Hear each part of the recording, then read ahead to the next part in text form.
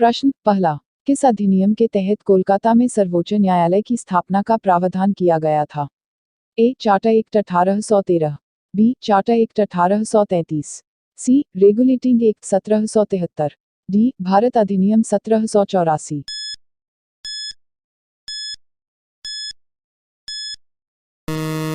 आपका सही उत्तर है ऑप्शन सी रेगुलेटिंग एक्ट 1773। व्याख्या 1773 का रेगुलेटिंग एक्ट में कोलकाता में सर्वोच्च न्यायालय की स्थापना का प्रावधान किया गया था, जिसके प्रथम मुख्य न्यायाधीश एलिजा एम्पे थे। प्रश्न दूसरा, किस अधिनियम के अंतर्गत केंद्र में द्वैध शासन की स्थापना किया गया? ए. भारत सरकार अधिनियम 1919, बी. भारत सरकार अधिनियम 1935, सी. 1909 के अधिनियम, डी. भारत स्वतंत्रता अधिनियम 1947।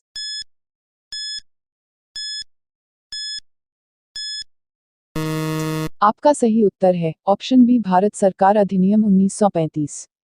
व्याख्या भारत सरकार अधिनियम 1935 के अंतर्गत केंद्र में द्वैध शासन ने अखिल भारतीय संघ की स्थापना तथा प्रांतों में द्वैध शासन व्यवस्था को समाप्त करने का प्रावधान किया गया।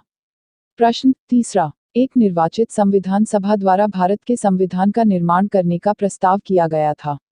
ए. भारत सरकार अधिनियम 1935 द्वारा, बी. साइमन कमीशन द्वारा, सी. क्रिप्स मिशन द्वारा, डी. ब्रिटिश कैबिनेट डेलीगेशन द्वारा।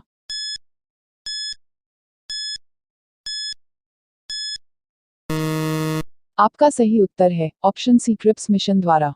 व्याख्या एक निर्वाचित संविधान सभा द्वारा भारत के संविधान का निर्माण करने का प्रस्ताव सर्वप्रथम क्रिप्स मिशन 1942 द्वारा लाया गया। प्रश्न चौथा, संविधान सभा का गठन किया गया था। ए. भारत सरकार अधिनियम 1935 के अंतर्गत, बी. विकास योजना 1942 के अंतर्गत, सी. कैबिनेट मिशन योजना 1946 के अंतर्गत, डी. भारतीय स्वतंत्रता अधिनियम 1947 के अंतर्गत।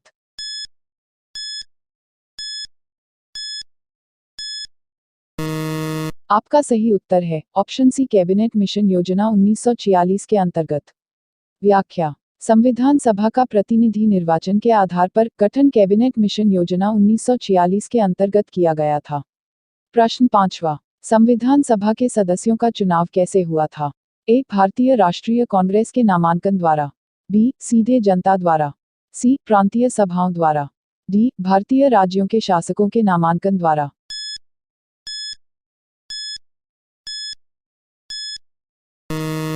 आपका सही उत्तर है ऑप्शन सी प्रांतीय स्वभाव द्वारा। व्याख्या संविधान सभा के सदस्यों का निर्वाचन प्रांतीय विधानसभाओं के सदस्यों द्वारा अप्रत्यक्ष निर्वाचन के द्वारा हुआ था, न कि सार्वभौमिक वयस्क मताधिकार के आधार पर प्रत्यक्ष विधि द्वारा। प्रश्न छठावा, विधानसभा के चुने हुए स्थायी अध्यक्ष कौन थे? A. Doctor B. R. Ambedkar, B. Doctor Rajendra Prasad, C. Doctor Sachchidanand Sinha, D. S. Radhakrishnan.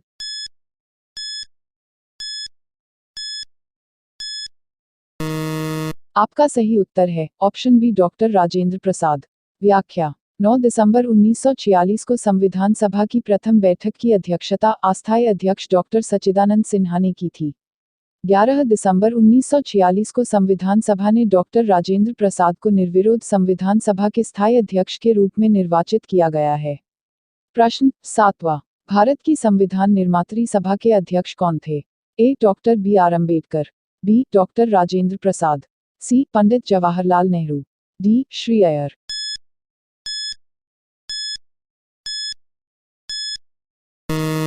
आपका सही उत्तर है option B doctor Rajendra Prasad. प्रश्न आठवां, स्वतंत्र भारत की संविधान सभा के अध्यक्ष कौन थे? ए. के. एम. मुंशी, बी. सी. राजगोपालचारी, सी. डॉक्टर राजेंद्र प्रसाद, डी. डॉक्टर भीमराव अंबेडकर।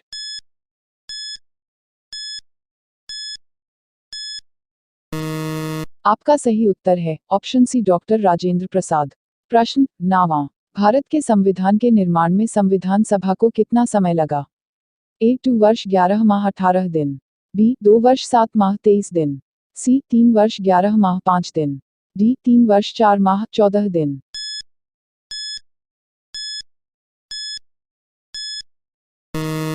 आपका सही उत्तर है ऑप्शन ए 2 वर्ष 11 माह 18 दिन। व्याख्या भारतीय संविधान के निर्माण में विधानसभा को 2 वर्ष 11 माह एवं 18 दिन का समय लगा था। इस दौरान इसके कुल 11 अधिवेशन हुए थे। 11वीं अधिवेशन के दिन 26 नवंबर 1949 को संविधान को अंगीकृत किया गया था। प्रश्न, 10वां भारत की संविधान सभा की अंतिम बैठक किस तिथि को हुई थी?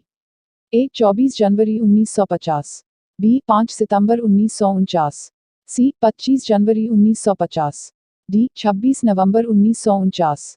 दोस्तों, इसका आंसर आपको कमेंट बॉक्स में कमेंट करके बताना है। अगर वीडियो अच्छी लगी तो वीडियो को लाइक करके चैनल को सब्सक्राइब कर ले, ताकि आपको रोजाना ऐसे ही हमारे वीडियो मिलती रहे।